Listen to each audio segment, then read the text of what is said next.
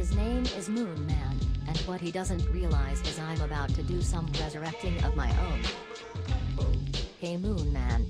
Remember how you bragged about lynching all those folks in those lazy songs with those failed attempts at jokes? I'ma head to the forest and cut them all free, and then perform a ritual of necromancy. Watch them rise from the dead through the power of Hecuba, an army at my command, and I make them have sex with ya. 45 bodies all formed in a line, so they can get revenge on you. 3 at a time. You wanted to be like Mac tonight, but all you got was fucked by some blacks tonight. You should know that your flow is as poor as your morals. You can't even rap with a computer rapping for ya. Listen to me and how I'm rapping right now. You hear how I speed it up and then slow it down? If you don't figure out how to incorporate some meter, I'ma skin your ass with my potato peeler. Blood on my shoes. Blood on my shoes.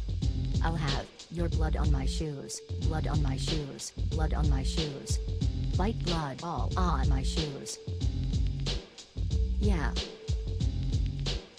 Next topic. How will you get a woman when you're anti-feminism? None of them will like you. There's no way you'll get a him. You'll probably stay a virgin till 2033, based on my assumption that you're currently 14. True, when it comes to ladies, I haven't been so lucky. Back there in the forest was the first time someone touched me. Moon, I can't believe it. You're finally rapping better. I feel like Annie Sullivan and you are Helen Keller. Yes, helping me learn was an enormous task, but if it's not too much trouble, I have one more thing to ask. You're correct when you say that I'm lonely and sad. Isn't there a romance you can find for me to have? I don't think it's possible. I'm sorry to tell. Given your views, not to mention your smell. Wait, you said something about 2033. Maybe you could take me there with a time machine. As a matter of fact, I do have one of those. Can you share it with me? Well, I suppose. You just wait here while I get it, understand? On my walk over, I formulate some plans. I returned to the forest to grab one of those ropes. I tie one end to my time machine, the other to your throat. I drag you through time, not the way you expected. We're not going forward, but the other direction. This machine's headed to like 80 years ago. Right to Germany, so you can meet your stupid hero. The moment you see him, you start swooning, having no idea of the danger that is looming. While you're telling him he's your inspiration, I decapitate him, demonstrate exsanguination. Now I've got twice as much blood on my shoes. And I'm still not through with you. You're gonna get raped for a second time, but I don't wanna touch you. I'll use Hitler's dick instead of mine. I cut off his legs. I bring him around to ya, and then you get pegged. How you gonna keep writing raps?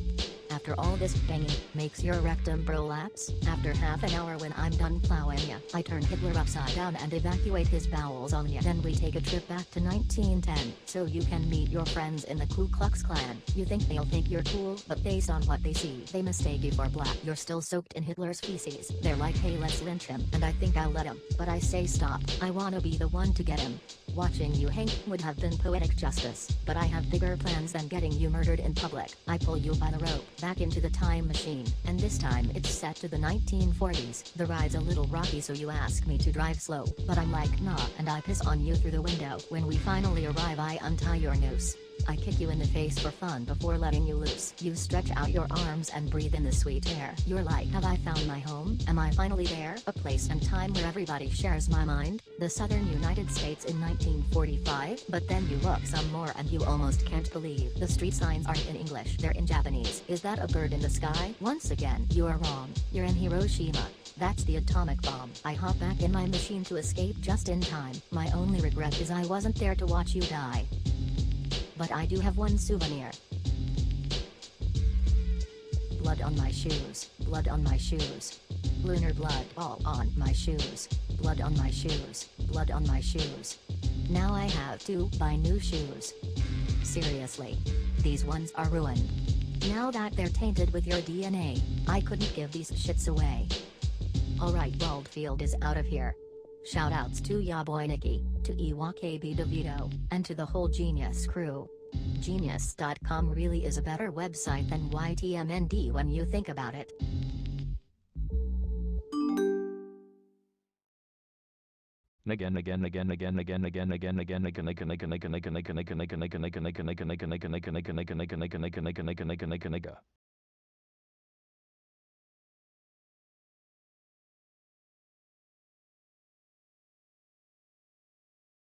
Though maybe not a boss nigga. So that happened.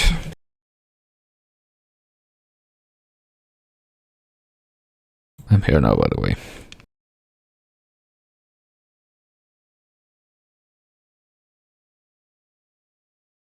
And I see that apparently this week's been pretty quiet on all fronts, and I don't expect that to change on my account. So let me see.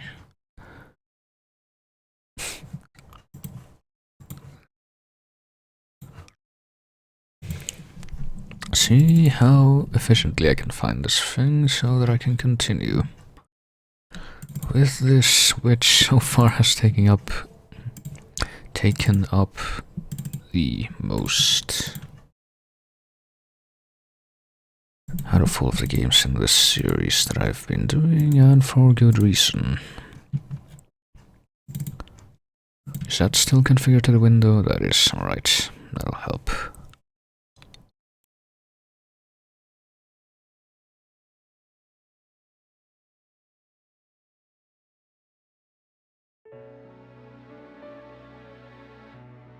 And so we're back once again. Which I kinda wanna check. Nope, damn it, I chose the wrong save file. I'm pretty sure I'm gonna have to reset now. Just a moment. Is that possible? Maybe. No, I guess not. Hang on.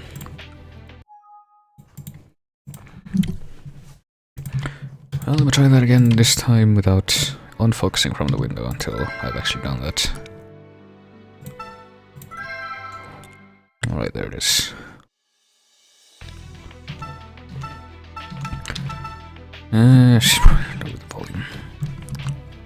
Oop. On that thing, and move this over here so that I can see. No. And let me figure out where I was before. Well,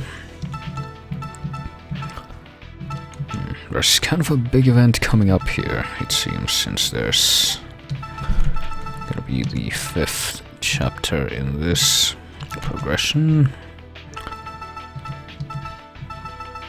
Penultimate in this one after that, and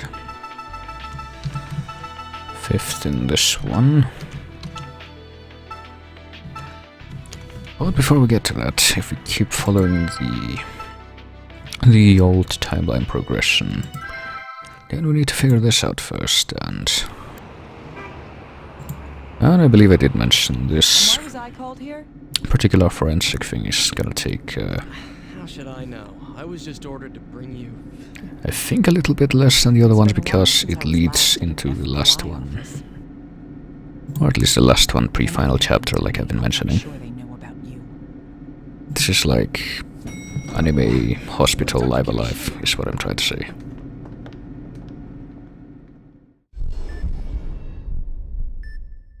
And with any luck, what I mean by that might actually become clear within the foreseeable future. No matter what? I refuse. I'm a doctor, not one of your little agents. You're a master surgeon who can't operate anymore.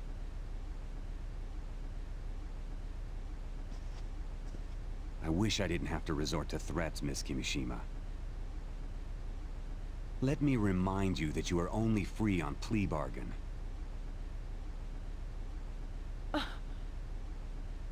You still suffer from the disease you gave yourself.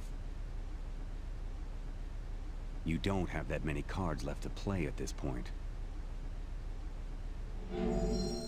The affected areas that were inoculated have been extracted. Oh boy, another... But please don't forget. something that it feels like we've seen before. Imprinted in your cells will remain with you. And hello, Teppa. I'll come up with a plan too. Please, stay alive till then.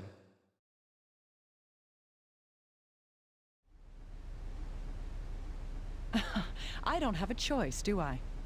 Let's talk business. Here's the intel. The agency thanks you for your cooperation.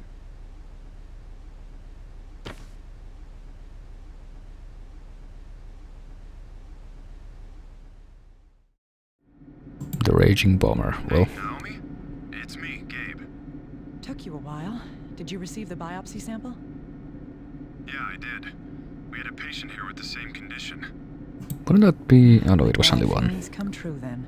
Did the operation go well?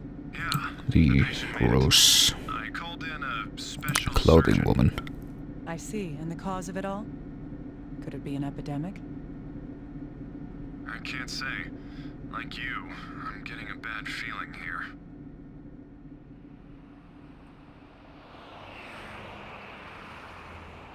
Anyways, try and get over here as soon as possible. Well, all right. You're Dr. Kimishima of CIFM, right? I'm with the Gossip. I hear you're helping the FBI with some difficult cases. I'm not involved. Come on, don't be like that. Is it true you can hear the dead? Why were you with the FBI today? Is it about the bombings? Why does your camera have so many crosshairs?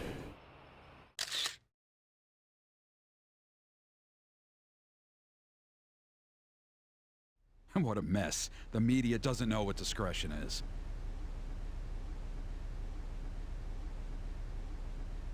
Indeed.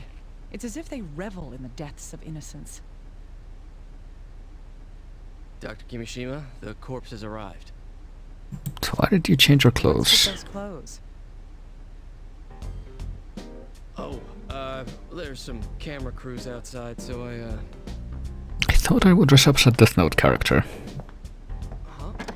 Dr. Kimishima, hey, wait up! The mysterious raging bomber, the focus of public attention. When people die, they become things. But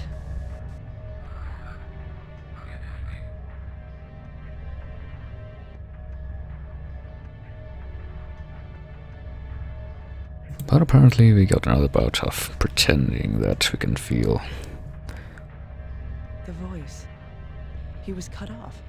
The vibrating Wiimote, and hear the voice clearly coming from it. A death like this must leave you unsatisfied. All right. I'll find the malice lurking in the dark. Well, I suppose we will. Wait. Ah, you're late, little guy. Hurry up and get ready. You're the one who left me behind. That's because of your foolishness. Tell me the facts. All right. The case this time is the series of bombings lately. I gathered this is about the raging bomber, correct? Yes, he calls his victims first and has killed 3 so far. A politician, an entertainer, and now an athlete. I see. And there are no clues? No wonder the FBI's panicking. Ouch, that's harsh. But I can't argue against it. This body is the former Aiden Posner, a tennis player. Since the First Lady is coming to Portland in a few days, we need this case solved ASAP. So this isn't for the people who live here. How noble. It's not like that. It's in everyone's best interest. Huh. In any event, what do we know about the case? We have items left at the scene and his manager's testimony. We also have a record of the call before the bombing. Right. Let's check everything. We might find a clue. I'm not going to sympathize or have pity on you. But I will see that you get the farewell you deserve. Let's begin. Show me how your flame was extinguished. Alright, we hate this rich person, but we're still gonna investigate his murder by surprise terrorism, I suppose.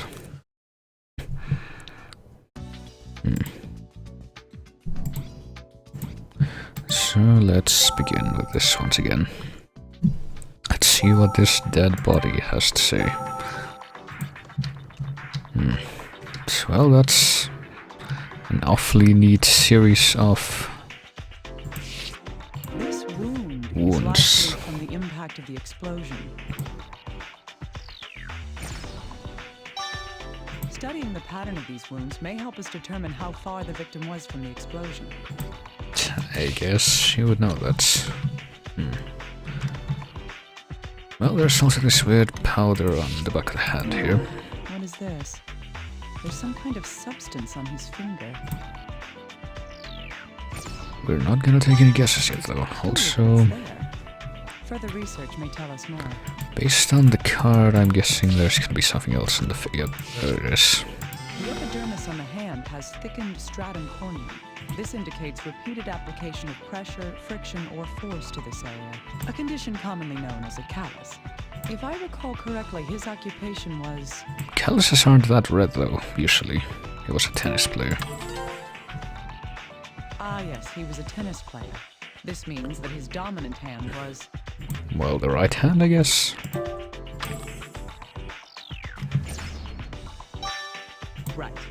This, along with the musculature on the arm, suggests he was right-handed. Well, how about we take a look at the other hand then? Apparently there's nothing.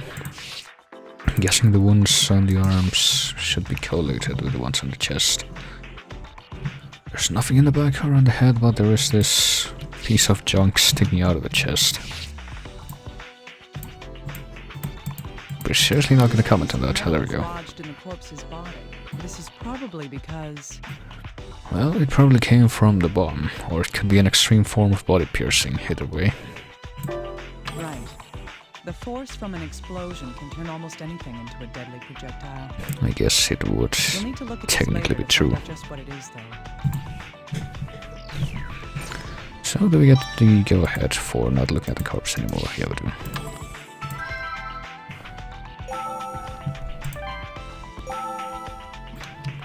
Alright, let's see. Well, this is definitely how you would expect it would be. The top buttons are intact though. I don't know about that. And seems awfully dirty, but I guess it would be. After being in an explosion at point blank range. So I guess we can't actually find anything.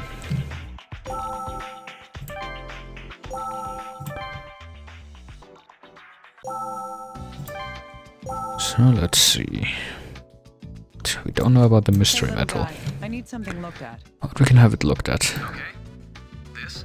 It's a piece of steel pipe. You could find this anywhere. What do you need me to check? It was lodged in Aiden's corpse, probably propelled by the blast. I see. I'll perform a chromatographic scan on it then. Please do. This. Have you found anything out? There's black powder on it. It was probably used as the propellant in the explosion. I see. If that's the case, then that piece of metal is... Well, it could be a mislabeled pepper shaker made from steel pipe, or it could be shrapnel from the bomb. Yes. It's most likely part of the bomb that killed the victim. Well, I mean, asbestos was a pretty popular material a few decades back. We're one step closer to finding out how this bomb was made. Well, what about the substance? Can't collate that immediately, but... What's this substance, little guy? Give me a moment. I'd assume it's something that was carbonized by the blast. Huh. No, wait. What's the matter? Well, this isn't soot or a remnant of something that had been burned. Then what is it? If I were to make a decision based on what I see here, it's carbon dust. Carbon dust? Why would something like that be on the victim?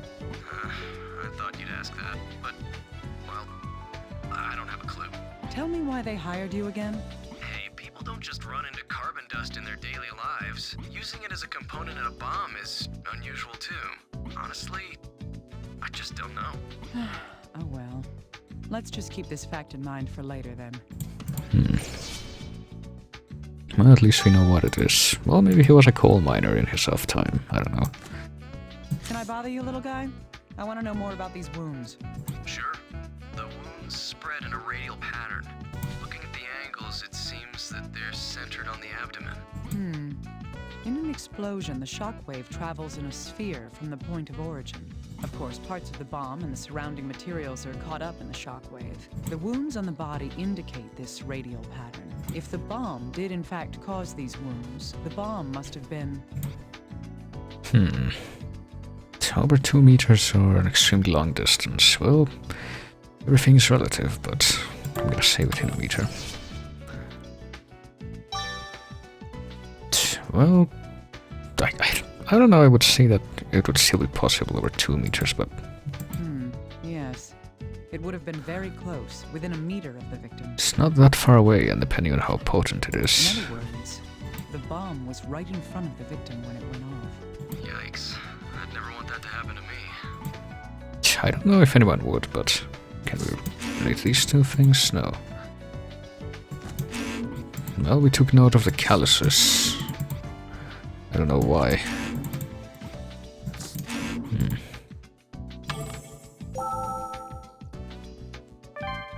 Do we have anything on the recorder? Oh, hey, we do. Well, let's take a listen then. Yes, I'm alright. I've calmed down now. Yes, I'd heard that the next target would be an athlete, but I never imagined Aiden would be murdered. We just had the security on his home increased, after all. He didn't want to do it, but I convinced him. Yes, the more famous you are, the more danger you're exposed to. On the day it happened, I was going to go over some arrangements with him. I called him about an hour before. He seemed to be perfectly normal then. When I parked in front of his house, it suddenly exploded. Huge flames just burst out of the windows. It was so sudden.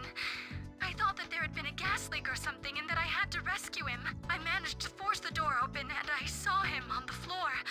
I frantically pulled him out by his legs. But by the time I got him out of the house, he wasn't breathing anymore.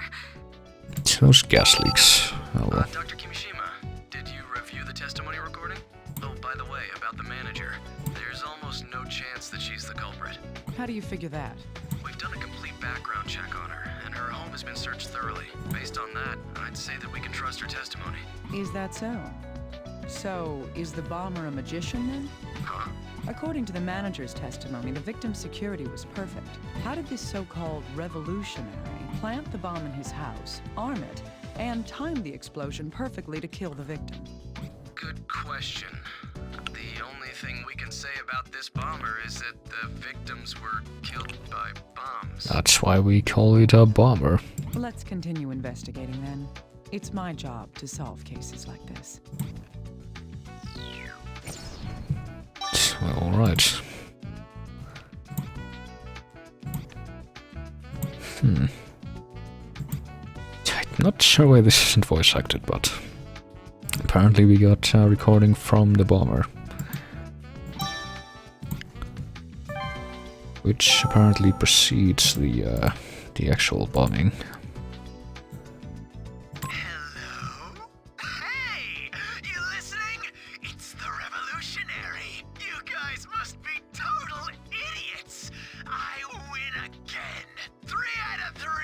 So ridiculous. Seriously, the police here are a joke. But still, now the big boys are listening, yeah?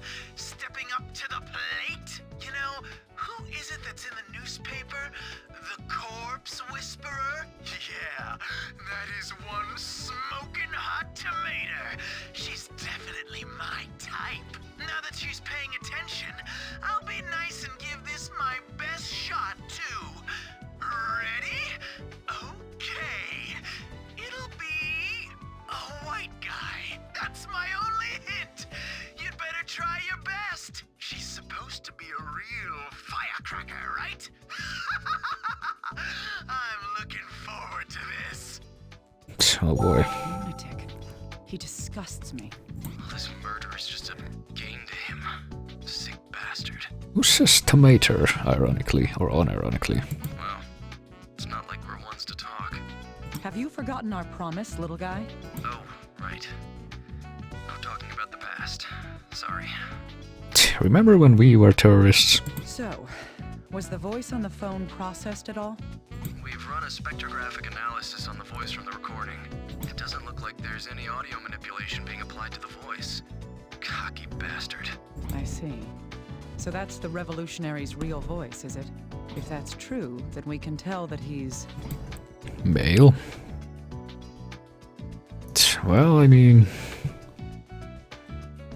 depending on how much you're willing to stretch it. That was a young man's voice. He also gave us an advance notice of the next bombing. He said that his next target would be... the nation of Japan. Well, I don't know how you equate a white man to the nation of Japan, but damn it, we know that it can be him because he's black, so...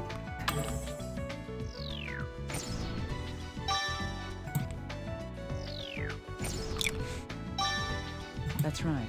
A Caucasian male. That's a little vague. No kidding. We're doing what we can to narrow down possible targets. Huh, good. We don't want any more deaths from this maniac's hands. Well, I guess we're gonna round up all the white males and... Another corpse has arrived. Another one? What are you talking about? The newest victim. There was another bombing. The raging bomber again? No boy. Yes, apparently. The corpse is in the autopsy room. Please investigate it when you have time. All right. I'll look at it right away. Well, that didn't take very long, did it? We got another corpse already. Fourth one. How many more will there be by the time this is all over? Well, he does look like a white guy.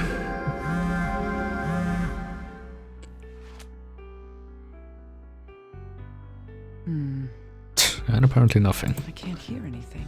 So he died before he was able to say anything about his death. So it doesn't tell you what the last thing he did say is. That's kinda dumb, but...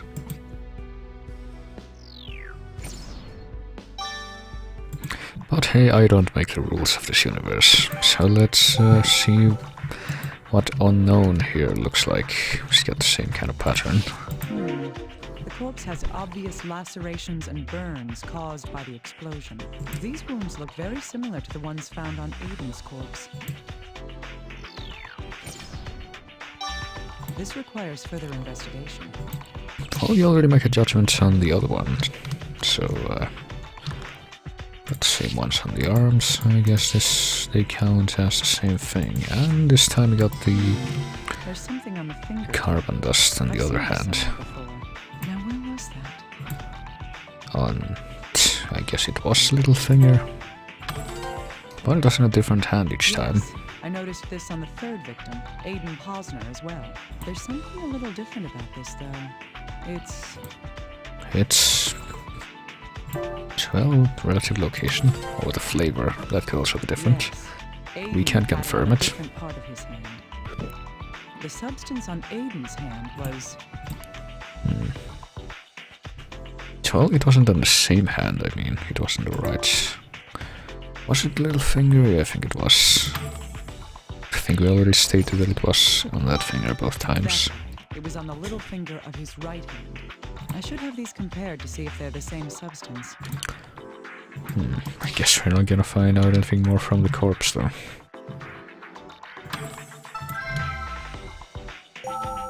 So that's another dead blue man discarded.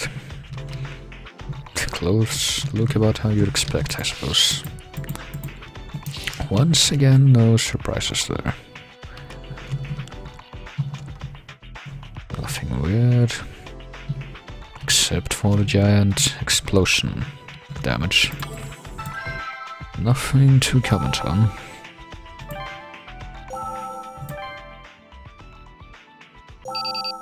Oh, Dr. Kimishima, we've found some information about the victim. I'm listening. Let's see. The victim is Stephen Eldred. He's 20 years old and is a student at a local college. And a Caucasian male, as in the bomber's warning. Yes, but we still don't know if this is the revolutionaries doing or not. But you could tell both times why, or before why. Well, finding out shouldn't make us any happier. It's another life lost. Right. This might sound a little morbid, but we got lucky with this explosion. It didn't cause any fires or structural damage, so the crime scene is more or less intact. This gives us a better opportunity to find out who did it, no matter who it was. Huh, that's true. The more information we can get, the better. Investigating the crime scene and the corpse may help us progress in the investigation. Right.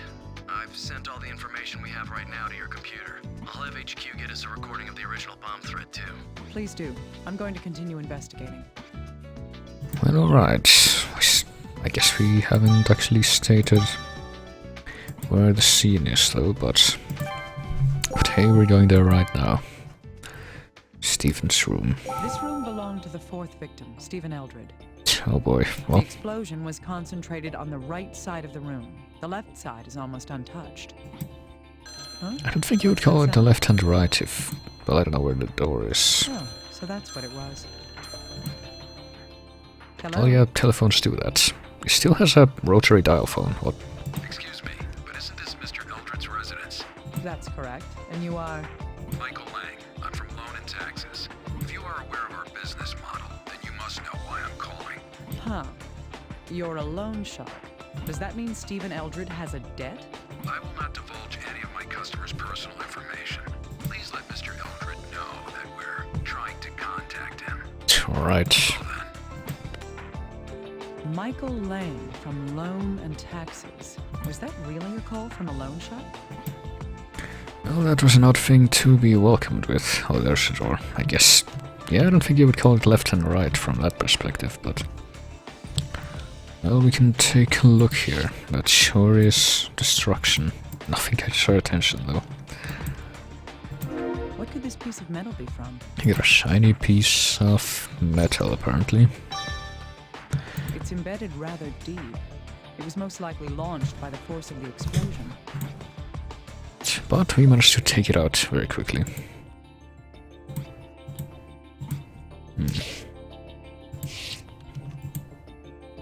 Nothing catches our attention here, even though there's a piece of paper on the ground. Alright. Whatever you say, dude.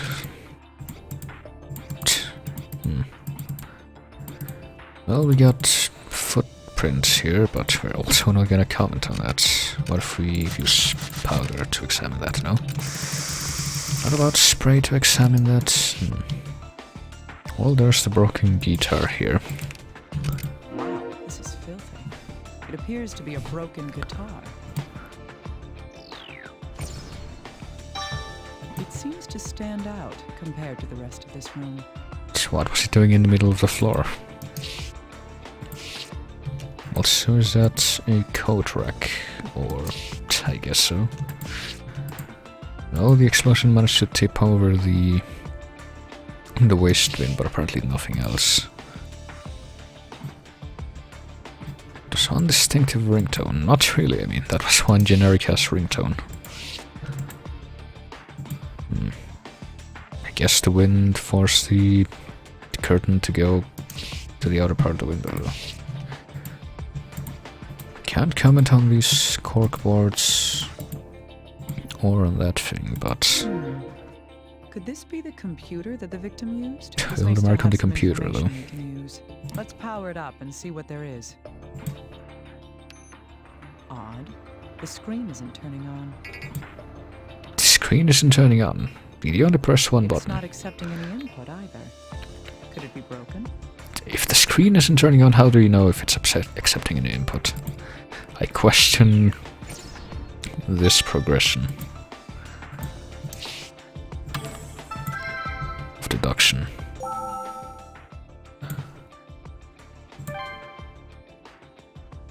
Hey, little guy. I need some help from you. Well, I guess we're going to note that, though. What are you up to now? I'm insulted. There's somebody I need you to look into. Is that all? That shouldn't be any problem. Good. His name is Michael Lang. He's a loan shark. Planning on buying a house soon? Stop playing around. He called the victim's phone. I see. Was it a collection call? Did the victim owe him money? He hung up before I could find out. That's why I'm asking for your assistance. Oh, I get it. Okay, I'll look into him. Make sure to check whether or not he's employed at a place called Loan and Taxes. For all we know, the man who called was the bomber himself. I'll keep that possibility in mind.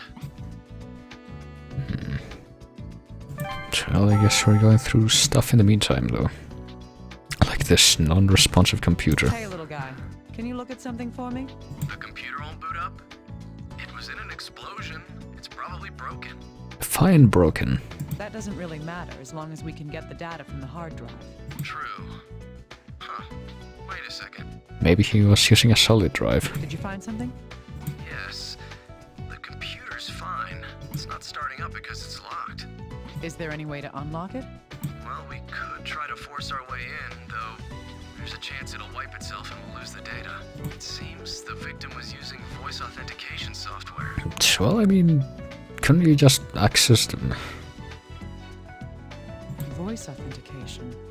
So it'll only start up using the owner's voice. Yes, but it belonged to Stephen Eldred. So it'll never start up again. We have a recording of him. I think. Actually, no, we don't, do we? Yeah, he was the guy who actually didn't have any sound made before he died, for some reason. Hey, little guy, can you tell me anything about this? Yes, of course. It's a piece of metal. I collected it from the wall of the room the explosion happened in, so I thought... Yep, it's a piece of steel pipe. It could have come from anywhere. The chromatographic scan shows traces of black powder. The powder was used as the explosive propellant. Now we know for sure what that piece of metal is. It's part of the bomb, or it could be part of a robot, which then became the bomb. Yes, it's likely the same situation that occurred with Aiden's death. The analyses show that the powder and the metal are exactly the same as those found in Aiden's bombing. I see. I get the feeling that this will work with something else that we know. I wonder what that could be. Since it's numerically labeled and everything.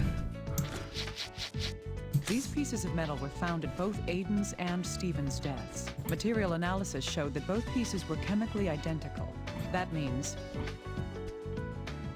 Well, they were part of alchemy experiments, which resulted in a steel pipe. Yes. It's quite likely that both pieces were cut from common steel pipes. There's something else we discovered about the metal fragments. That is... The way to discover, or the way to turn gold into steel pipe. Alternatively, it could be... It could be blood. Chromatography, that's a substance. Indeed. Black powder was used as the propellant for both explosions. The same components, the same metal casing. The bombs in these cases are the same type of explosive. Yep, they're the same bombs, alright. So you're gonna need to Do you need something analyzed? figure that this is also carbon dust before we can collate it with the other one. What's this? This was found on the fourth victim's corpse. Can you see if this is the same substance that was found on Aiden's hand? Sure, it'll just take a moment. This is carbon dust too. There's no mistaking it. I thought as much. But why would they both have carbon dust on them? Well, we have 2 fingers with carbon dust now, so... Huh. Yes, these two can be put together. They both have carbon dust on their fingertips. But there's something quite different between the two of them. That is... To which side of the body that they were on, or a contradiction. Yes. The substance was on Aiden's right hand, but on Stephen's left. So many similarities and one difference. This bothers me a little. Well, can we get a comment on the broken guitar? Little guy, are you a music aficionado at all? Huh? Why? Well, I know bits and pieces. Maybe you might not know either. I need you to analyze this guitar. Oh, this thing's pretty nasty. Holy... What's with you? Dr. Kimishima, where did you find this? Wait, more importantly, how did this happen to her? Her? It was in the victim's room. Stephen's, that is. Then, the neck was broken in the explosion? Probably, yes. So what? Son of a bitch. The raging bomber's gonna pay... Hey, calm down. What's wrong? I can't calm down. This guitar, it belonged to musical legend Ben Frank. Look, it's the 1955 Dagmite model. Ugh. Oh, I can't believe it. I don't understand. Is that instrument valuable? It's beyond valuable. Finding this is a miracle. Normally, I'd have it sent to the museum immediately for safekeeping, but... Oh, damn it! Oh, what? Doesn't this get to you, Doctor? No, not really. I mean, it's a broken guitar. Oh, you don't understand. Listen to me. If this was ever on the market, it would go for $70,000 to $80,000. I wouldn't be surprised if bids went over $100 grand. That's impressive. Now it's personal, Dr. Kimishima. We have to put this bastard, this killer behind bars. Yes. Well, I agree.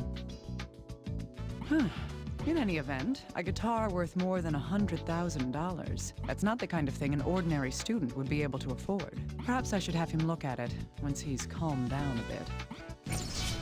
Well, I guess that means we're gonna get another star from showing it to him Little guy, again. can I borrow Oh boy. you for a moment? I guess so. Yes, of course. Do you need me to look at something?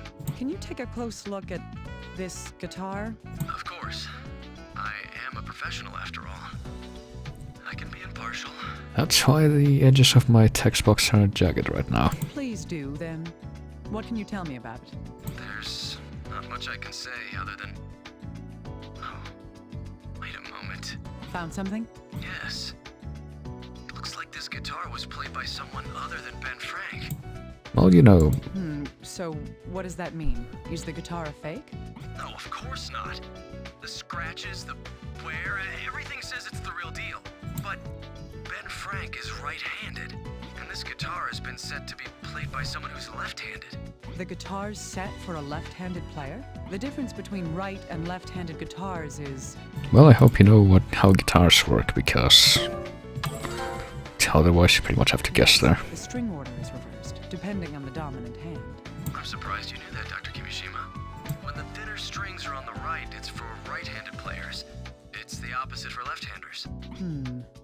The fourth victim owned this guitar. I doubt that he would lend his $100,000 guitar to anyone else. That makes it likely that Stephen Eldred was... Well, he was left-footed and left-handed. left-handed, right. That information could prove useful. So, can we figure out what the clue behind the dust on the hand and how it really... I guess not. Can we collect these two? No.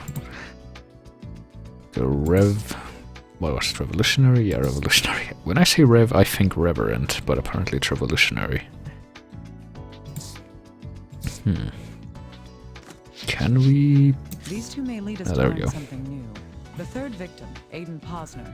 We're supposed to The figure out pouch on his that... palm is proof of his dominant arm. that the dominant hand is the hand with the dust on That it. would mean he was... He had a mutant first hand, no. You know, you say ambidextrous, not both hands, but whatever. Correct. He was right-handed. The fourth victim, Stephen Eldred. His guitar tells us which is his dominant hand. That would be his... He was telekinetic. Well, you can't disprove it, I mean. Yes. The guitar had been strung for a left-handed player. The famous musician the guitar belonged to was right-handed. If anyone were to change the strings, it would be the current owner. Thus, we can reason that Stephen Eldred was himself left-handed. I wonder if this difference will be any help in this investigation. Well, I mean, it's still something that's unconfirmable, but... So now can we... Yeah, there we go. I think these may help us get closer to solving the mystery.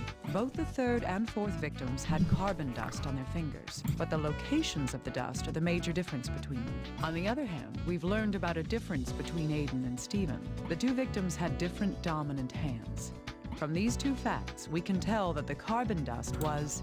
on the dominant hand, or all over their bodies. It was a way to get them to burn better, you see. Indeed, it was on each victim's dominant hand. I think we've gotten a little closer to figuring out the meaning behind the carbon dust. Or maybe they were trying to get their electrical contacts to work better, I don't know. So apparently we're not done. We do have a lot of cards that don't really go anywhere. Still can't put 2 and 2 together with that, but... Victim, white male Hey, little targets. guy, there's something I want to ask you. Well, Yes? What is it? Did you know the victim at all before the bombing? Huh? No, I've never seen him before. I thought so. That makes this a little odd. Odd how? The revolutionary did give advance notice about his next target. Still, the victim this time is obviously different from his previous ones. What's different about him? It's... well, I hope you've been paying attention, because apparently the only difference is that he isn't famous. That's it. A politician, a celebrity, and an athlete. All the other victims up until now were in the public eye. This bombing killed an ordinary college student with no notoriety at all. That's true now that you mention it. Perhaps this was a copycat crime after all. Or perhaps, has the raging bomber changed his modus operandi? We might be wrong to assume that. Maybe the reasoning behind his previous victims wasn't that they were famous. In any case, we have to continue investigating. Keep finding out whatever you can. Let me know if you learn anything. Understood. I'll do that. Well, I don't know. He was white, yes. He was a white male. Still can't put two and two together with that, alright. Can we correlate these two injuries, or do we need to give it? There we go. Analyzed, little guy. Okay, let's see. Radially expanding wounds. It's very similar to Aiden's injuries, though the explosion itself seems a little smaller.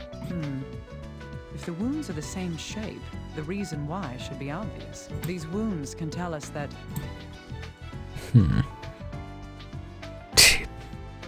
Well, I guess Lambda's not here right now, but still gonna hover over that for a few seconds. Alright, that's enough.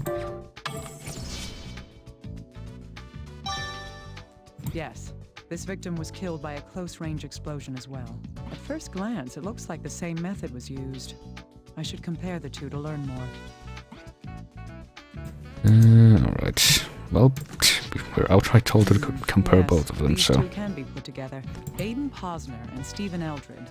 Apparently the only difference is that the second guy had a slightly smaller radius. The conditions of both explosions were the same, and both explosions were about the same strength.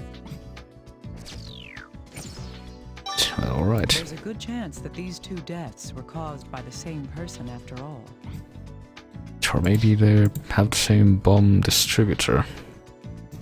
There is something we can deduce using this information. The raging bomber is believed to have been responsible for 4 bombings. Of the 2 cases that I've been investigating, the 3rd and 4th victims, both bombs were made of a metal pipe and used black powder. Also, the wounds on the victims have another similarity. That is... Well, same amount of grudges, no. Apparently they had the same power. Yes. The wounds on the bodies help us determine the strength of the explosions. It turns out that both corpses had almost the exact same wounds. Materials, propellants, power. They all point to the idea that the 2 bombs were virtually identical. Another similarity in the 2 cases is the victim's distance from the bomb. Both Aiden and Stephen had been... From a few yards. Well, no, apparently they were right next to the thing. Both of them were very close to the bombs when they went off. Same bomb, same delivery method. This all draws us to a logical conclusion that... They were made by a man, child, or a woman. I guess, I mean... Maybe 2 people read the anarchist cookbook and... Indeed. It seems safe to think that these 2 murders were the work of the same person. And decided they were bored and... I don't know. Are we down here yet, or do we need to... Oh, here we go. Kimishima, we've found out more about that man. What man? Who are you talking about? Oh, Michael Lang. He really does work for Loan and Taxes. So that is a real company. Is that his real name? Yes, though what he does is barely considered legal. Huh. Oh, well, you If that's know. the case, is there the slightest chance that he's the bomber? I don't know about that. I'll send you the recording of his interrogation anyway. Please listen to it when you have time. Got it. Even if he isn't the culprit, he can at least tell us more about the victim. There's no reason to not listen to what he had to say. Well, apparently we can listen to... the loan shark guy's testimony. Yes, that's correct. I'm his financial agent. He's dead. That's a problem. If that's true, our company will be gravely affected. It seems you don't know, but Mr. Eldred, he owes us $100,000, including interest, of which he has paid $25,000, leaving $75,000. The raging bomber. Well, I've seen the name in the news. This will be problematic. You'll have to take on the debt then. We extremely regret having to hear about something like this. Yes, it's true that we issue unsecured loans. Still, there's no reason to loan money to people with no means of repaying that debt. In all honesty, Mr. Eldred agreed to make a down payment of $10,000 for the loan. Not only did he make that initial payment, he paid $5,000 the first month and another $10,000 the next. His source of income?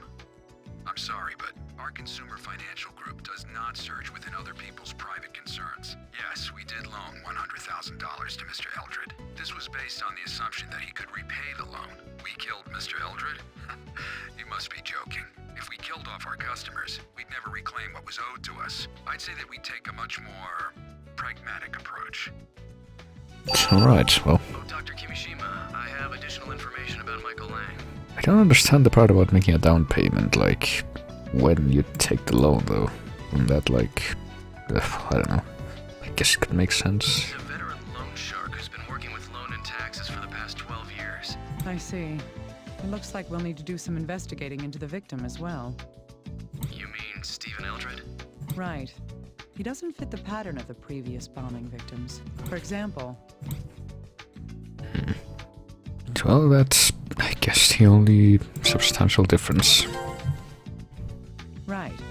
He's the only one who wasn't particularly well known. Why would the bomber target him at all? If we can figure out why, I think we'll see a great deal of progress in this case. There's more to it than that, though. The victim himself made some unanswered questions. According to Michael Lang, the man from Loan and Taxes, Stephen was $100,000 in debt. The reason for that is... Well, apparently he was getting married, and he needed a guitar for that. That's a likely possibility. The value and the amount he owes fit together. Still, how can an ordinary student get such a substantial loan? Well, apparently he can get like a tenth of that. The reason must be because... He wasn't rejected because I guess he had a periodic income.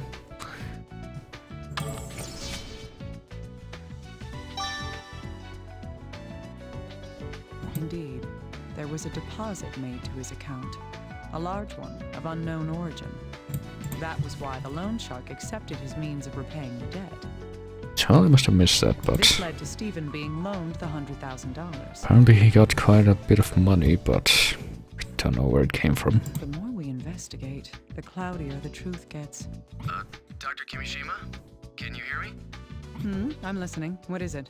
I've asked for another recording from HQ. A recording of what? That revolutionary guy. I thought it might be of some use to us. I ordered a copy of the announcement he made before Aiden Posner was killed. Well, I'll check it out. kind of surprised that since we're being told to investigate this didn't come up before, but we don't get to listen to any of the other bomb threats until now. Well, even though there's already been 3 of them before the last one. Hey, it's me, the revolutionary. What? Am I being recorded? Oh man, this sucks. I'm embarrassed that you're taping my voice. Doesn't matter anyway though.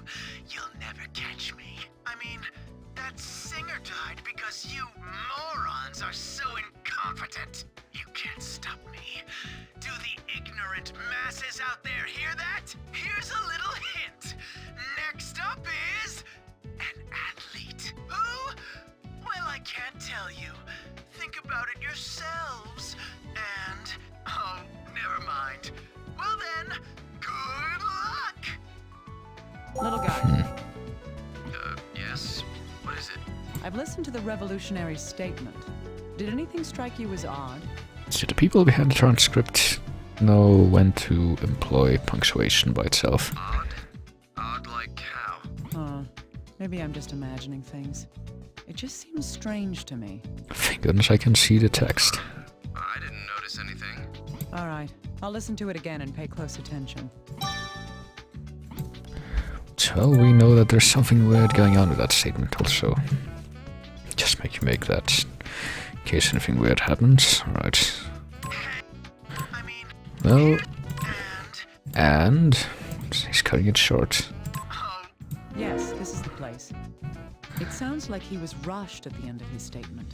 I wonder why. maybe he chose a poor time to record things. I wonder what was happening. We need to figure out what was going on at that moment. Maybe he didn't realize that during the day is probably not the best time to record things, assuming that the situation is in any way similar to Hey, mine, little but guy, what's your opinion on this? It does seem like something caught his attention and he wanted to finish quickly. Why would he do that? Can we think of any possibilities? Maybe someone interrupted him? Or he spilled coffee on his desk? There's no way to prove those, though. We need evidence of some kind. Well, let's check the spectrogram of the recording. I'll put emphasis on the background and reprocess it to make background noise easier to hear. Yes, that would be helpful. Send me the revised recording when you're done. probably just highlight the quiet part with Audacity and then click amplify, and Alright. You'll find the data in the recorder. you could hear a pin drop. Good. Let's listen to it again, and be aware for anything going on in the background. And that's how you cut it out when you're trying to normalize your shit and balance out the recording level. Well, I guess... Stephen's Mysteries.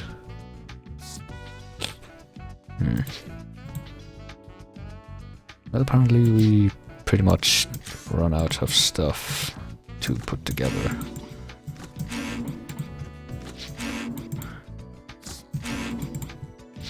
So that would indicate that... Do we use the recording again? Oh, there we go. We got the reprocess recording. Hey, it's me. Well, what if we skip to that part? Never mind. Well, That sound. that's extremely generic ringtone. I think it was... It's the fire alarm, or the stomach growling. You know that usually... That's right. That's the same sound as Stephen Eldred's phone. What does that mean, though? Why is the fourth victim's phone heard in the background of the revolutionary's threat? How do you know it was the same phone? I mean, have you heard many phones during your life ringing? Well, that's one more card done then. Stephen Eldred, the fourth victim, Ah, there we go. had been periodically receiving large deposits from an unknown source. The voice we hear in the recording of the revolutionary was not digitally altered. A distinctive sound, like the victim's phone, can be heard in the background of the recording. The most likely answer we can deduce from these facts is that... Well... Yep, the same voice. Who's Max Seston? Yeah, well... Well, apparently the kid was the guy making the bomb threats. And he got bombed in the end, so... That's right. The fourth victim, Stephen Eldred. Psych, I suppose. He was the revolutionary. Well... We can't really do anything else, huh? Little guy, I'm borrowing the recorder. Where are you going, Dr. Kimishima? I'm going back to the revolutionary's room. There's something I want to confirm. Hey, Dr. Kimishima! Well, at this point we kinda lose control. The analysis says this computer should be voice-activated. It used to belong to the fourth victim who lived here. If that person really was the revolutionary...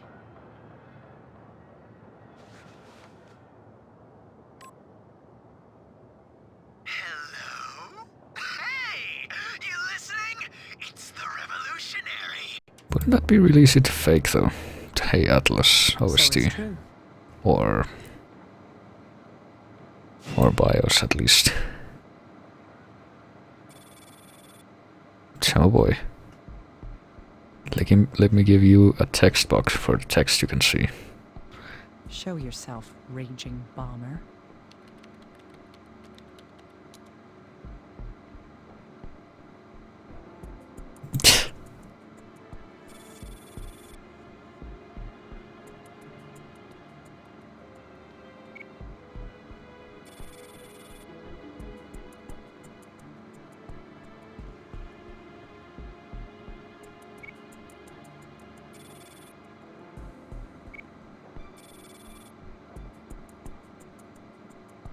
well, I guess it would take some level of skill to be able to configure a computer to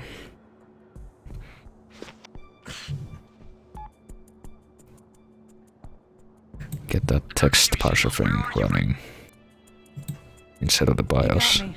The bomber's someone else. What do you mean? We've got to start the investigation over from scratch. Tell headquarters not to let their guard down. Ugh, I've been completely fooled. How could I let this happen?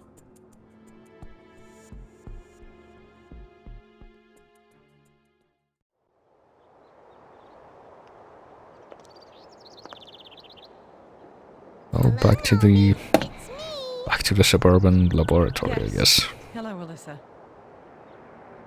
What's wrong? You don't look happy. Did something happen? It's nothing. I'm all right. Really? Come on. I'm your friend. I gotta help you out. Thank you. You're a very kind little girl. Excuse me, can I bother you for a moment? Of course. How may I help you? Do you know where I can drop a delivery for Dr. Kimishima? I'm Kimishima. I'll take it. Really? Perfect timing. Here's your package. From Odge. I wonder if it's the test results. Oh, can you sign here, please? This is pretty low tech. What happened to the digital pads? I'm sorry, mine's broken right now. Anyway, thanks. Did you get something? Who's it from? Yes, it's from a friend of mine. Wow! Look, Naomi! A big-tastic teddy bear! It's so cute! That's right. But why would he send me this?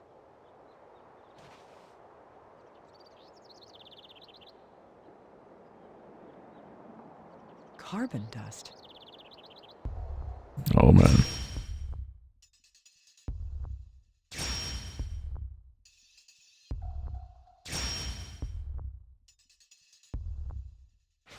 Don't tell me. Alyssa? Alyssa!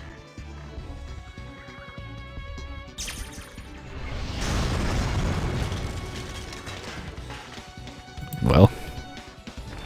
Alyssa! Alyssa! Dr. Kimishima! No, stay down! I was here the whole time. It's my fault!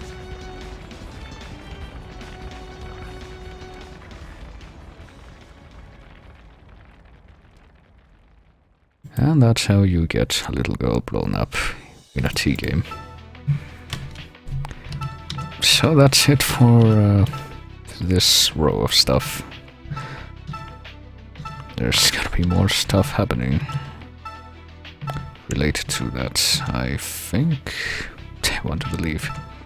Well, I want to believe, but let me see if this next surgery episode is gonna be what I think it is. Because if it is, then it should be directly related to that.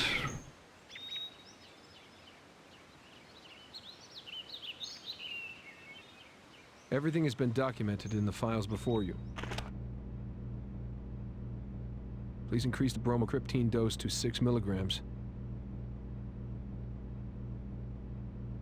And that concludes my report. Thank you, Doctor. Emma.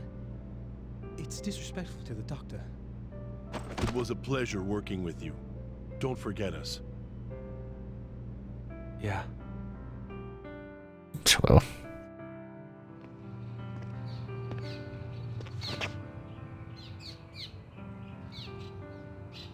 Going back to your fridge, huh? That's right. Huh. 14 operations, that's 26 years off your sentence. That doesn't interest me. Hey, throw me a bone or something. Cheer up, will ya? So only 224 to go. Or 17, well. I have 217 left.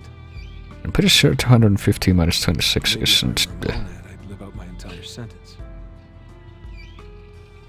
Is that a joke? I don't know if I should laugh.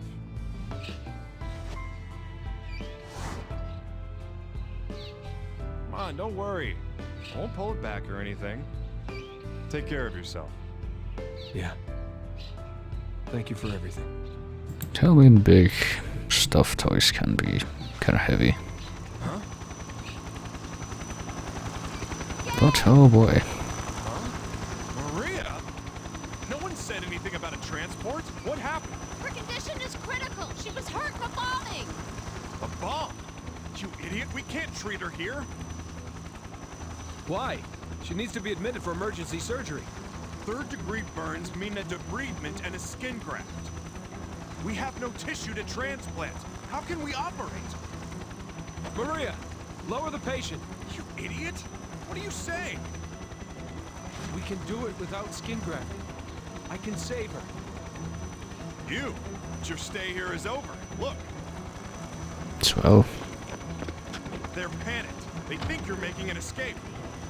You would have thought that they would have heard the helicopter approaching from further away, I'm not but... turning my back on saving lives anymore. Damn it. All right, but whatever happens, don't blame me. Maria, you heard the man. Lower the stretcher. Hurry.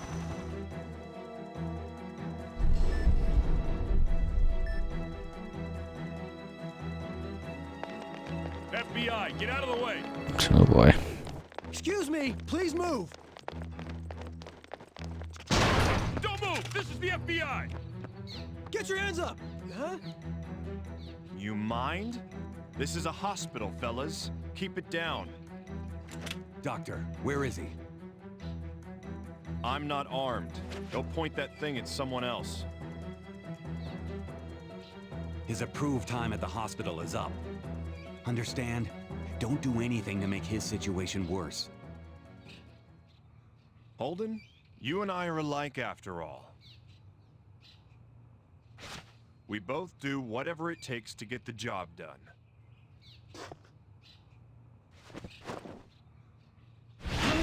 What the?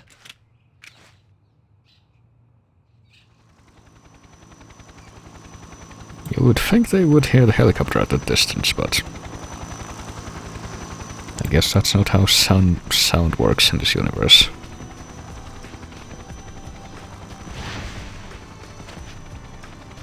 Damn it! Pursue them! Request backup and stop that chopper! So that was definitely not Spike Spiegel once again.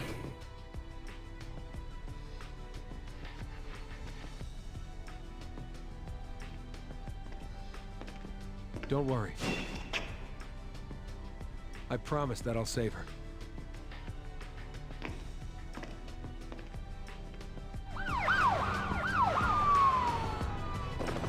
Yeah, that's how cars work.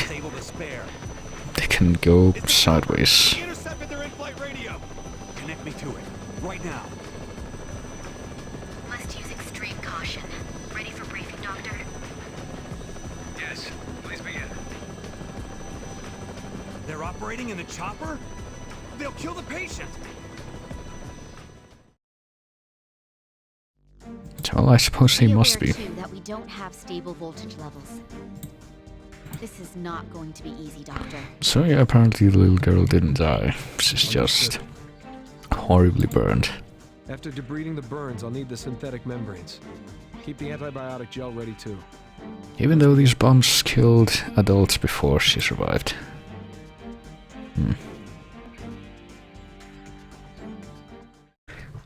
So if I understood this correctly, this should be the return of everyone's favorite thing. Oh boy. How horrible. So much debris and external trauma. This is the very first time I'm seeing this. There are both second and third degree burns. This will be a race against time. Let's begin quickly. Inject the light blue coolant into the third degree. Inject coolant from the light blue vial into the black burns. Well, I would, but there we go. Gotta take out the black burns and replace them with non-horribly burned tissue. Oh shit, hang on. I need to use the ultrasound to figure out how the wire bends, that's right.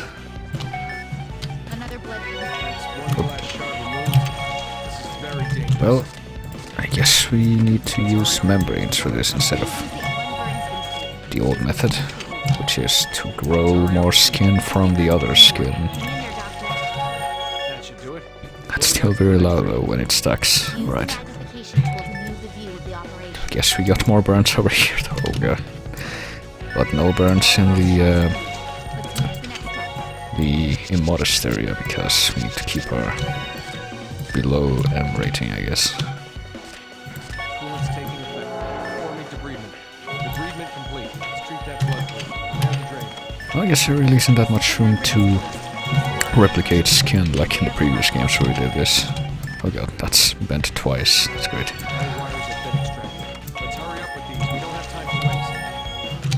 Well, I thought that I was gonna have a time limit in this operation. I guess I misremembered. There we go. I love how you can barely hear the voices over the sound effects. So hey, this got worse again. Oh, freaking terrible hemorrhage. My worst enemy in these games. Suturing complete.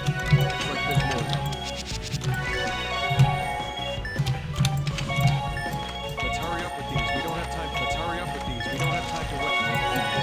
The treatment is complete. Apparently that's it. Oh boy.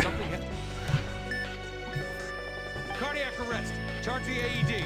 Oh, gotta do AED. But why did she go into cardiac arrest? Why indeed. There's no time for questions. Using the defibrillator. I'm trying. Alright, there we go. What's going on?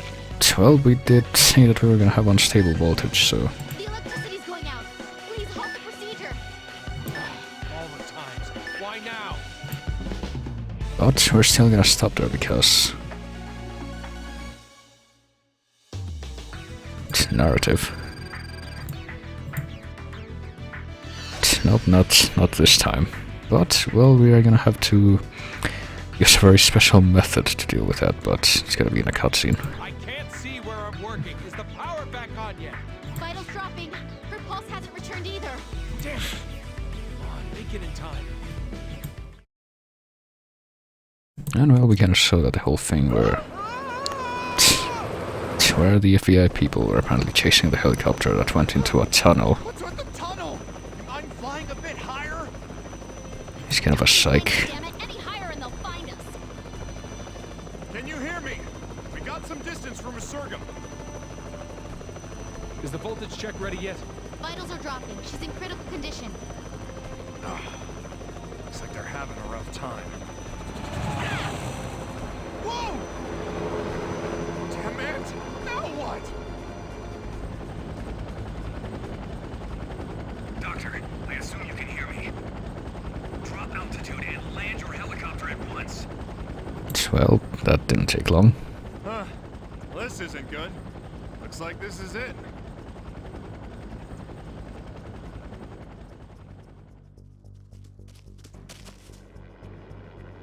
Doctor, the game's over.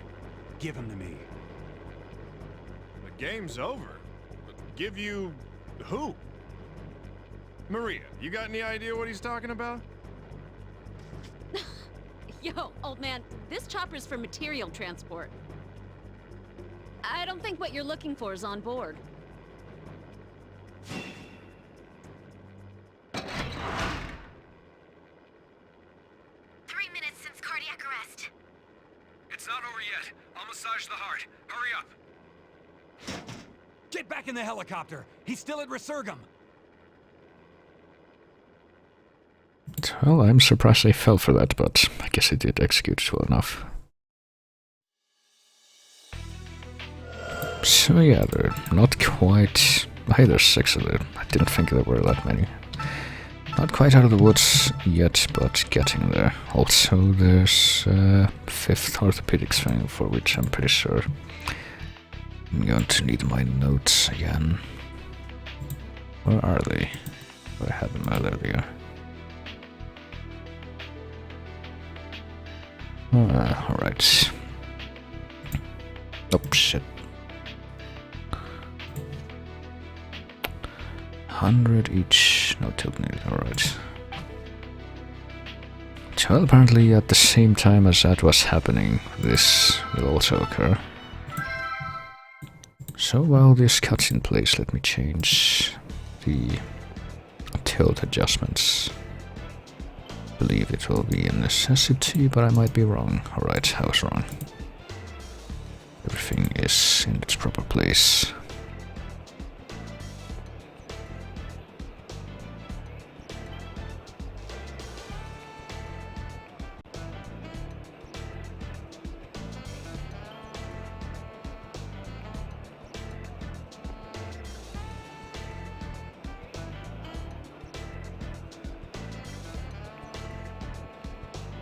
And apparently, smiles are a universal language. Sure this is far enough?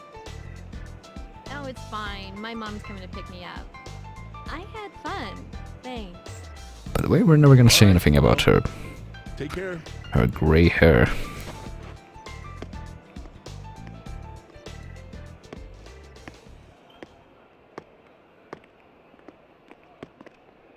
Yep, this is me walking.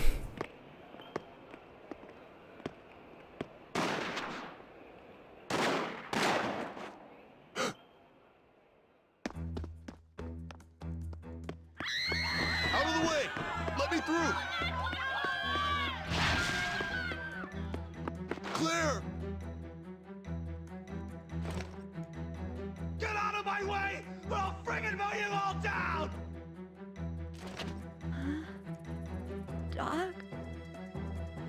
Hang in there. An ambulance will be here soon.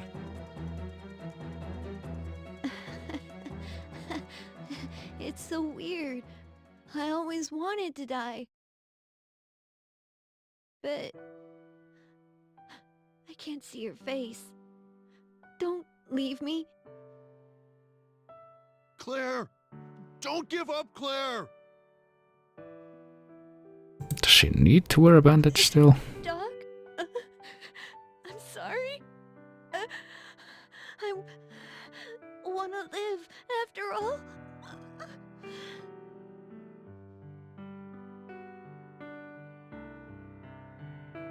Well, she does have the old OC looks going for her, so...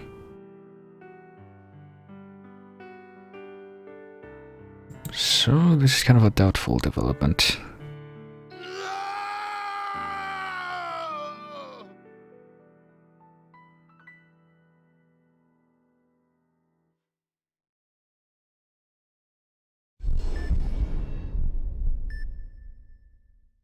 Apparently that we're gonna interrupt that to bring us another episode of the X-Files. And if you move, I'll kill you! Or maybe this guy. Who the hell are you? I'll shoot you if you come closer! Why do you hurt people? Why do you kill? Why? Shut up! No one appreciates what they have! I'm gonna die from bone cancer! No one can cure me! And that's why you're killing innocent people? You of all people should know the fear of death! Have you seen the first episode of Sherlock? Shut up!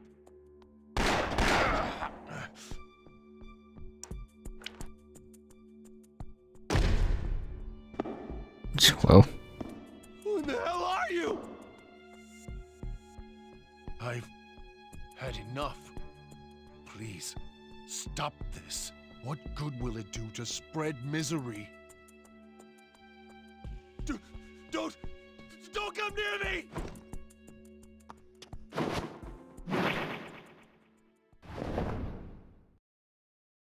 Well, we needed to see that in 3-frame action.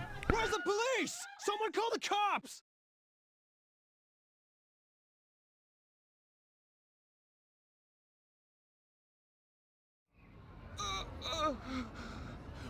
It hurts. Help me. Now, why didn't you just do this to begin with? Let's get you to a hospital. You're never gonna walk again, congratulations. Screw that! He doesn't deserve to be saved! Yeah, that's right! Kill the bastard! He should rot in hell! Why are you trying to save him? Maybe he's his accomplice! Don't let him get away!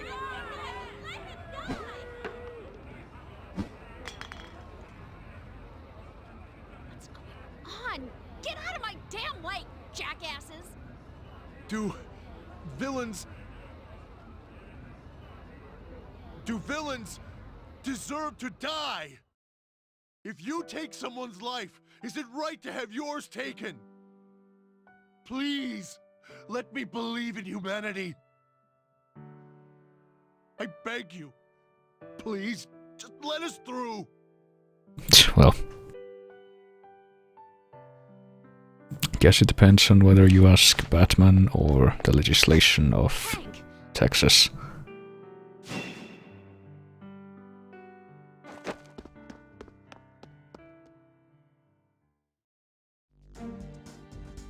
But all of a sudden we're going to Standing by in the OR. Just hang on.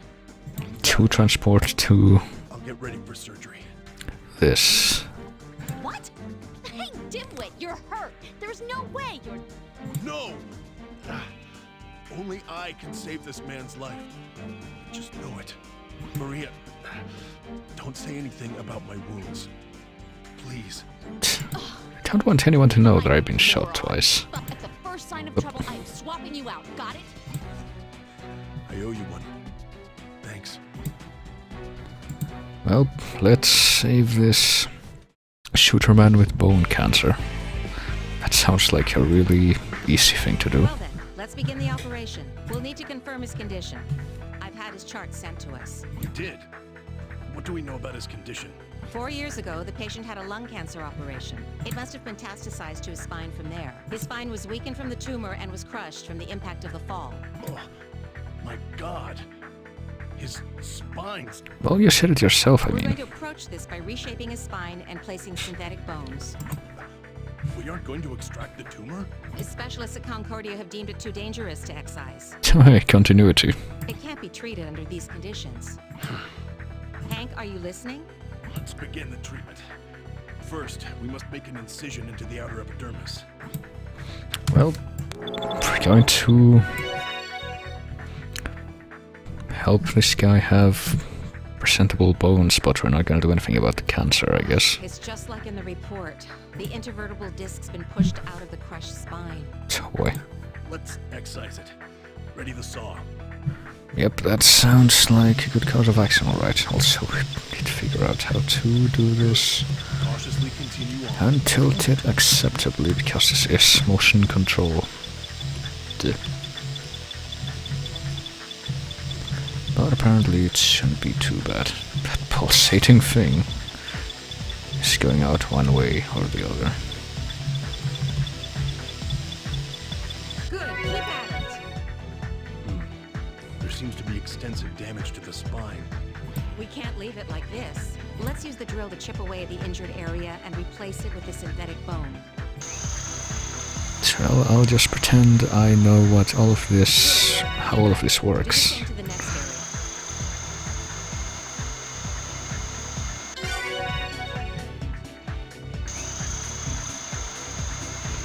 Because apparently we need... All right, perfect. That completes the front side. Let's start looking at the next area. To do away with this spine Be careful. segment. To complete whatever treatment we've decided on. Nice, it's perfect. Let's start on the other side now.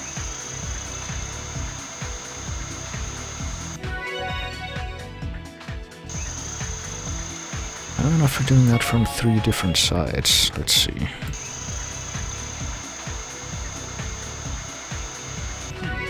Rock solid. Yes, it's perfect. We can detach it now. Apparently the purpose of that was so that we could take this thing out.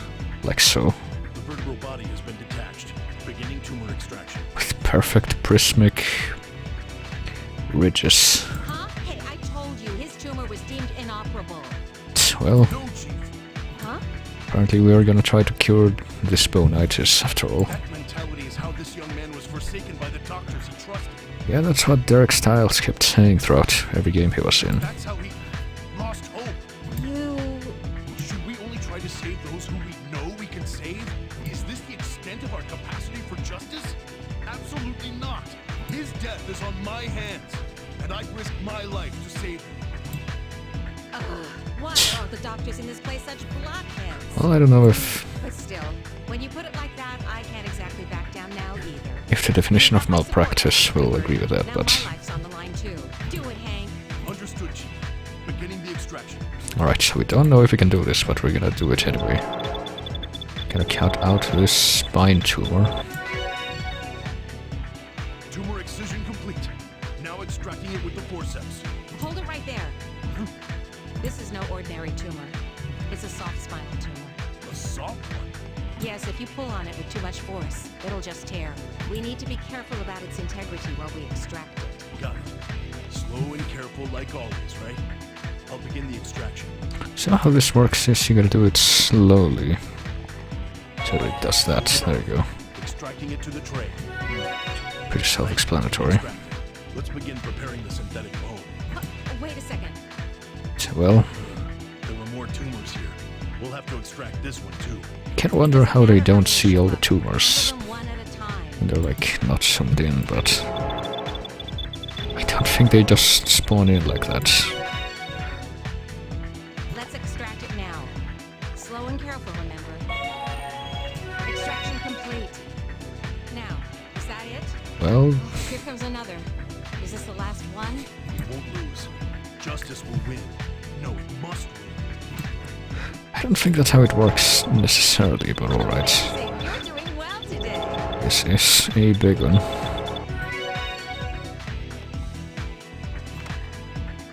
So, doesn't really work that differently though. Extraction complete. Tumor markers have diminished. Yes, we did it. All right. Now to place the synthetic bone, and we'll be done. Yep, I guess. Well, there's a lot of stuff that this game doesn't really address. Or just these games don't really address that in that much detail, like, you know, stress that operations put on the people who are operated on. How the body reacts to that, and how that is pretty much the reason why you shouldn't just cut someone open at the first sign of trouble, even though that's what happens in these games. Also, apparently, we're getting complimented, which I am talking over right now, but since we can't see most of this, we need to be interrupted by that static more often than before. Well, I don't need to tilt this, clearly. That should do it. Moving on to the next phase of the treatment. I'll prepare the plate. Screw it into place. So there we go. Done this quite a few times by this point. I guess we only need one plate for this, 2 screws. Rock solid. There were a few moments when I was worried, but let's start closing them up now. So apparently curing cancer is really easy. It can be done in like less than 10 minutes. Who knew? Operation complete. Chief, thank you. Your zest is infectious, you dope. Just keep that passion for your career. Indeed. I'm proud to be a doctor for this hospital. And there you go. I feel like you're still gonna be crippled though. I have a feeling that's gonna be the case. You did it, Hank. The victory here is yours. Chief, I'm sorry. I did this out of my own self-interest and... Just forget about it. But I will not tolerate such recklessness again. Do you hear me?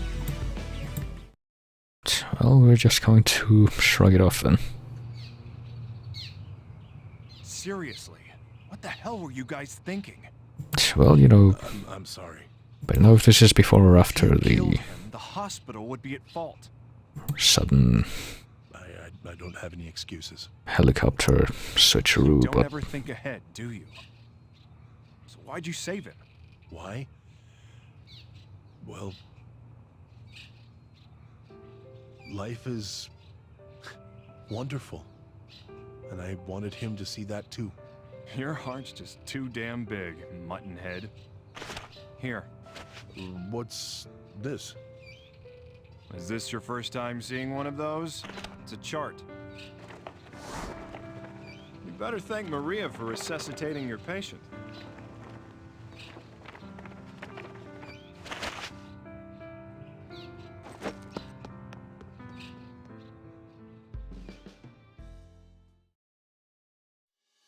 well, assuming I read that correctly, that pretty much means that the gray-haired teenage girl did die. So, well, I have what I'm pretty sure is the final forensic thing coming up, which continues on the bomb threat saga. I don't care where, just find a place. And this happening No choice. It's far, but I'm heading for Resurgam. is set Just a little while longer. Hang in there, Alyssa. before the operation, at least this part.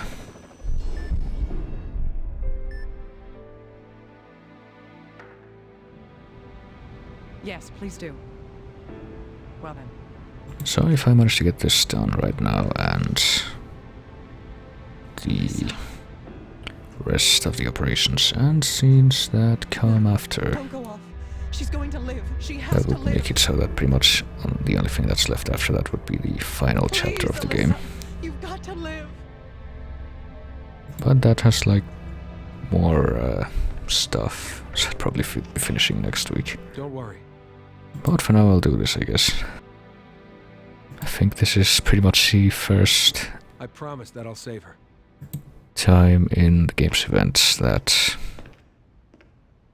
she actually meets any of the other characters face to face. The other doctors, that is. He certainly is an enigma, isn't he? He only recently arrived here. He's been through a lot. There's no need to worry. He'll definitely save Alyssa. Definitely? Yes, and we'll do our best too. Besides, if you keep looking so sad, Alyssa will surely laugh at you. Oh, Dr. Kimishima, where are you going? You're absolutely right. Right now, I don't even deserve to be laughed at by her. I'll leave this to all of you. Alyssa, I'll be back.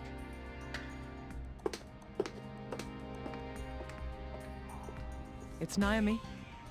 Dr. Kimishima, are you all right? Take it down a notch, little guy. Talk to me. Oh, excuse me. I was worried. It's okay. Has the FBI contacted you? I want information. Right, yes. I've made arrangements to have it sent to us. Great. Send a helicopter over to take me back. You won't get away. I swear I'll catch you. I still don't know why that emergency building looks like a freaking court from Phoenix Wright. Dr. Kimishima, are you really alright? But it's time to continue the bomb threat investigation. I'm fine. Let's sort out what's happening. Any new information? Cause, you know, Well, about that, we couldn't find any usable clues from the scene. We did obtain the signed delivery form, but... Go on. Right. Only your prints and the delivery persons were found. Here. Huh. You amaze me. You still don't get it, do you? What do you mean? Do you really think there aren't any clues to the bomber? Did you figure something out? Of course I did. That's why I'm here. Why are you being so quiet all of a sudden? No, it's nothing. It's just that... Just what? It's like the old Dr. Kimishima I knew is finally back. That's enough of that, Agent. There's no time to lose. well.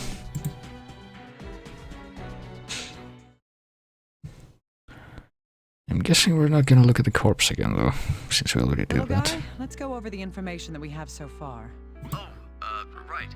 The revolutionary, Stephen Eldred, was not, in fact, the raging bomber. That's right. The real bomber placed an explosive inside a stuffed animal. And then sent it to you, Dr. Kimishima. Let's trace the delivery back to its source immediately. If we can find out where that package came from, we'll find the bomber and then... There's no need for that. Huh? Why? Don't you think there's someone much more suspicious? Well... I believe that the person who is most likely to be the bomber is... It's not like there's a lot of, from Texas, a lot of candidates here, but... Huh? Don't tell me. Indeed. The person who delivered the package is most suspicious. Then the raging bomber personally handed you the bomb? Isn't that too dangerous? I have proof. Do we? The evidence... Well, I don't think her tone of voice could count as proof. I guess the carbon dust? I don't really see how that's proof, though. I have a feeling... We're supposed to say that, though. I got carbon dust on my hand when I signed for the delivery. I thought you saw that after picking up the card inside, but... That's because the delivery person said that the digital pad was broken. Aiden and Steven, the other victims that we examined, both of them also had carbon dust on their fingers. I see. That explains why the carbon was only on their dominant hands. Yes. In other words, the bomber killed the other two victims in the same way that I was targeted. The fact that the delivery person was female also points toward her culpability. Yes. Don't you get it? Let me ask you this then. How did the bomber hide her true identity? Well, apparently it was the revolutionary who actually made the bomb hired threats. Stephen Eldred to make the bomb threats for her. But even this was a trap. That's because... Because his voice wasn't well, you don't really know that, do you? Yes. She let Stephen's voice go out unprocessed on purpose. What? So the bomber wanted us to think... Everything she did was an act, and we were fooled. We were all led to believe that the raging bomber was a young man. I see. If that woman is the bomber, then it all makes sense. Indeed. On the other hand, there's another mystery that we can't solve just yet. That is... So why was he killed? Well, I guess that's the only thing that's entirely clear. The bomber was using the revolutionary character as a cover to protect herself. Why, then, would she kill him? So how did she get him to work for her in the first place? What happened to Alyssa's house? Oh, unfortunately it completely burned. Then the building collapsed. But she survived, because, you know, that makes a lot of sense. It's useless as a potential crime scene now. I see. Then I'm going to investigate the revolutionary's room one more time. Again? Yes, but now I know what I'll be seeing. You look into those deposits. The ones into Stephen Eldred's accounts? Okay, I'll get started on that right away. Well, that's a delivery form that we found on the ground that we couldn't select before. And we get a bunch of cards to start with. I'm going to catch her. That's my only way to atone for what happened. So if I understood correctly, like, the whole carbon dust thing was because of using a pencil and a notepad instead of a digital signing thing, but I don't really understand how you get, like, a visible strip of dust on your hand after using a pencil once. Well, can we do anything with this? No. Can we do anything with any of these? No. Well, then where do we go? Do we have anything on the recorder? Well, we have all the stuff from the previous case, which was the same one as this one, technically. So, you know, maybe now that we... I can't just rush around now and expect to find new information. We actually have that form on a More card. information about the raging bomber. If the same method was used to deliver the bomb here as was used to get the other bomb to me, the area with the most clues would be... Well, yeah, we totally ignored this before. Here it is, the delivery form. If the bomber did send this, there's a chance that this form has some important evidence. That would be... Fingerprints? It could also be handwriting, I don't know. Depends on how you look at it. We may be able to lift some fingerprints from it. Well, I hope I don't get DMCA'd by Right. If that woman the Anime Emperor for streaming this game. Then she would have left footprints at the entrance. Stephen was the revolutionary and was male. If the delivery person was female, her footprints would definitely be different. Let's look for footprints that differ from Stephen's. Well, how do we know which ones are hers? Well, there's this one, I suppose. Can't really see it that well, but it'll do. Yes, this footprint is definitely different in size and pattern from the others. New CLN and the TPP, oh that thing. Let's collect this print and send it for analysis. I keep getting emails about that from some people. Apparently it was signed on a bar or something, and now everyone's in an uproar about it because it's like something to do with internet legislation and being able to charge more for better performance, but I mean, like, aren't they already doing that anyway? I mean, I pay the highest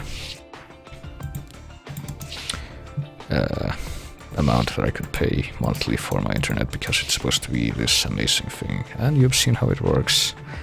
And if you pay less, they throttle you and they let you know that up front, and they give you that option. And I'm like, how is that thing that they're talking about any different from that? And I'm sure there's a reason, but right now I'm trying to figure out why I can't find anything else in this area of the room.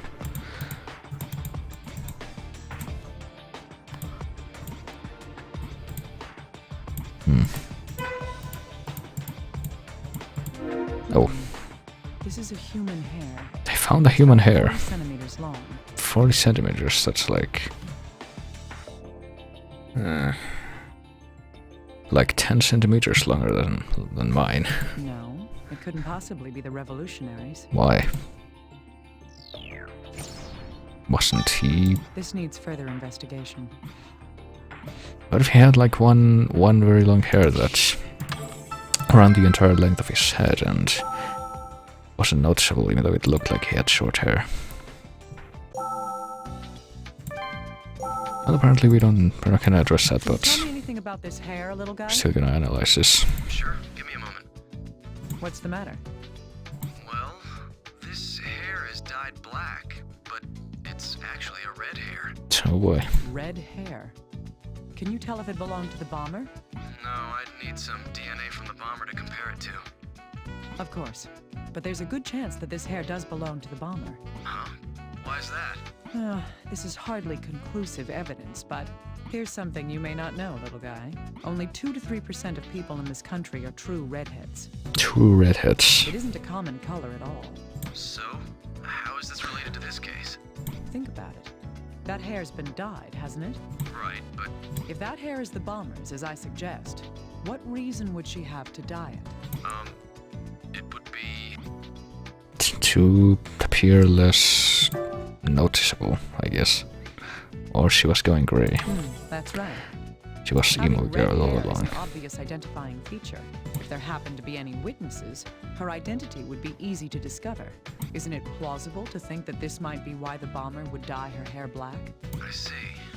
That hypothesis does make sense. The dye used seems to be a temporary coloring agent as well. So the dye is meant to be washed out. If that's the case, she could change her hair color with every delivery to create conflicting witness accounts. That would make her hair part of her costume as well. Yes, but until we can prove that hair belongs to her, this is all just speculation. I know. We need something to match her DNA with in order to do that. It's a decent theory, anyway. Let's keep gathering what information we can. Got it. I'll let you know immediately if anything else comes up. Well, apparently we're encroaching in on that, though, based on the amount of stars on that card. Hey, little guy. I need this footprint analyzed. All right, hang on a moment, please. I see. Did you discover anything? Yeah, Yes, the footprint is 27 centimeters in length, so we should expect this person to be between 170 to 180 centimeters tall. The woman who delivered the bomb to me was about that tall. I see. Oh, I've also compared the pattern on the print to the FBI's shoe print database. Great. Can you narrow it down to a specific store? Well, there aren't that many stores that carry this brand, but it's still over 100. In what area, though? I can narrow it down, but it's going to take some time and a lot of effort. Well, do the best you can. I'm going to keep investigating. Understood. I'll contact you once I found anything out. So we're employing the old copper try everything deduction method. Reduced height. How about the delivery form? This. Can you analyze it, little guy? Huh. A delivery receipt? Don't tell me. It's very likely. It hadn't even crossed my mind until now. Right. I'll send it to the lab, so it'll take a while. Probably just gonna wait that one out, though. Results of the analysis on that delivery form have come in. Did they find anything? Sure did. There were 2 sets of fingerprints on the paper. One of them is Stephen Eldred, the revolutionary.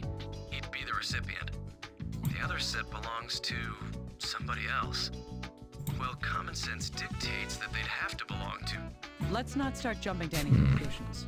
We need to find out who left those fingerprints. Can't we just compare them? Like, wouldn't it be easier to expedite this by just grabbing the common fingerprints and running them through, you know, what we have? Yes, those two can be placed together. Or do we need to spur that with this? Little guy, could I bother you for a moment? Yes, of course.